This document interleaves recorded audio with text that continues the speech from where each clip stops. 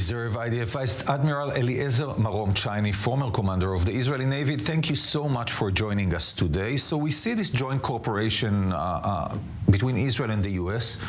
What should we understand from that? What should we take out of that? I wouldn't call it a joint operation. I would call it an exercise that enhances the coordination between Israel and the United States. It's not the first exercise. There have been already many exercises like that, but what is more important is that we, since the Abraham Accord, we are now in the Central Command. When I was the Chief of the Navy, we used to be in the Euro Command. That's a very big difference because the operational area, possibly operational area of Israel and the United States, could be somewhere in the Gulf. And this is a very important signal that this exercise is signaling to Iran and some other countries that the coordination between Israel and the United States is good, and they are able to carry out operations. I wouldn't call them joint operations because I don't see by any means Israeli ships and American ships joining one force and going to an operation. I don't see Israeli aircraft and American aircrafts wing to wing attacking targets in Iran, for example. But there is cooperation, even currently, because when Israel allegedly attacks in eastern Syria, for example, it crosses the sky of where the U.S. controls them. So you need to be able to talk to them and cooperate with them, especially if it's going to be in Iran one day.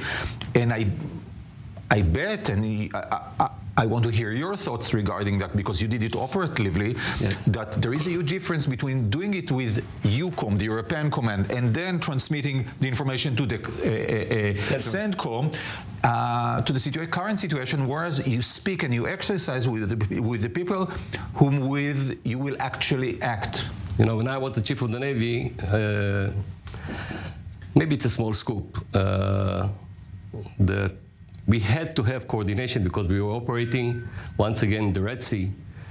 And finally, the Joint Chiefs Command decided that I have to meet the 5th Fleet Commander.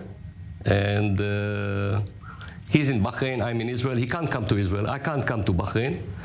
So we met at a third party, a discrete meeting, and we coordinated our operation. I wouldn't call it cooperation because actually we are not operating together. We're operating separately forces, but coordinating the identification of the ships and the aircraft and so on. And this is really needed once you operate at the same operational area. And therefore, once we are now in the Central Command, it becomes much easier to coordinate and operate in the Red Sea and in the Gulf. You know, I remember you, we know each other for many years, and I remember you as a much younger officer commanding the Navy fleet. And at the time, Israel used to exercise with the Turks. Right. And you used to say that that sends a clear message to that part of the world, the Eastern Mediterranean. Currently, when we exercise, for example, with the Americans and alongside others, Gulf countries, we see the Emirates, we see the Bahrainians and others, what message is being sent and to whom? I think, first of all, the very strong message is the relations, the very good relations between the military of Israel and the military of the United States. Israel is, of course, an ally of the United States, and its forces are cooperating all the time with the military forces of the United States, not only physical operations, but also exchanging intelligence, ideas, operations, and so on. And therefore, I think the message, first of all, is targeting Iran and telling Iran, look, there is a serious intention here of both sides to coordinate their operations. The big question is whether this exercise is enhancing or regressing the possibility that Israel will attack in Iran, and I think that Israel has to attack Iran. The question is, why is the Americans doing this exercise together with Israel at this time? Maybe to deter Iran and to get Iran maybe back to the nuclear deal in order to prevent Israel from attacking. That's one option, of course. I don't see the Iranians coming back to the nuclear deal. I don't see it happen. But what I can see happens is that Iran is threatened right now by Israel. And I think that the United States forces wants to send a message, we are working together. And if there will be an attack, it will be an attack that will be joint, Israel and the United States, not operating jointly, but we will need a green light from the United States without any doubt. And those exercises, I don't know if they are enhancing or regressing the possibility of an attack. In my understanding, I think that Israel has to attack because the situation now, right now, is that Iran is a threshold country for 100%. So a couple of questions regarding that, your personal analysis of the situation. A, when does Israel need to attack currently or to wait for something to happen? Because Iran stops from going to the 90% of enrichment in order to prevent Israel and others from attacking it. So the first question of the timing. And second question is there any other way to stop Iran, or it's down to Israel and that's the end of the story? I think that the war in Ukraine showed us that Iran chosen the wrong side. They're on the side of the Russians. They're supplying them weapons, drones, and so on. And in my feeling, Iran is not in a situation today that it will get back to an agreement or something like that. We don't know exactly. We know parts of the intelligence in Iran. They have disconnected the cameras, and they're still enriching uranium in very high percentage. And besides that, we don't have a clear understanding what is going on with the weaponry group. And when those two will be very close one to another, the moment to jump from threshold to holding nuclear weapons will be very, very short. And therefore, I think the time to attack, the clock is clicking, and we will have to do it sooner than later. Sooner, it means in the upcoming year.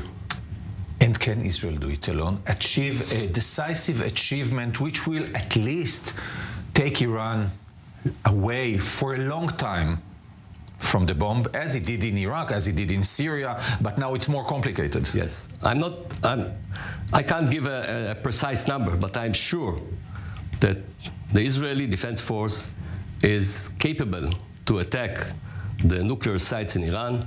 It will regress the program, the nuclear program of Iran. And I don't see very heavy consequences here in the region. The bad consequences will be if Israel will not attack and Iran will say one day, will declare one day, I am holding nuclear weapons. Gentlemen, ladies and gentlemen, this is a different Middle East. Different world. Different world, and we don't want to be there. And therefore, the question is, will it stop it for a long while, for a short while? It doesn't matter, in my understanding.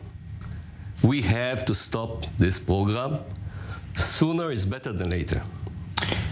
And speaking of that, and hearing the Americans, they're not in favor, the current administration, of a military option.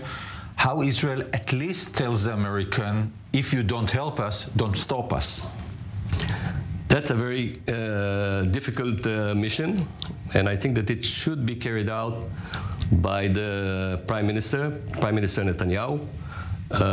How he's going to do it, I don't know, but I think that he has to meet the President of the United States and try and get something that is close to green light. I don't think the Americans will give a green light, but... But you say we don't need a red light from them. Exactly. A yellow light could be enough.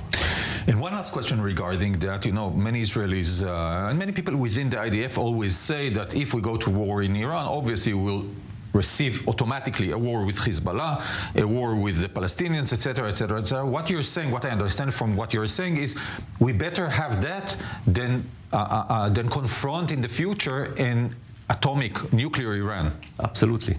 Absolutely. Because if Iran is going to become nuclear, I foresee almost immediately Turkey, Egypt, Saudi Arabia, and other countries holding nuclear weapons. Can you imagine what kind of a Middle East this will be?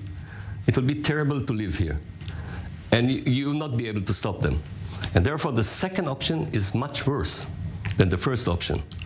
And I'm not scared of a war with the Hezbollah, the Iranians, and the Palestinians. Israel can handle it without any problem.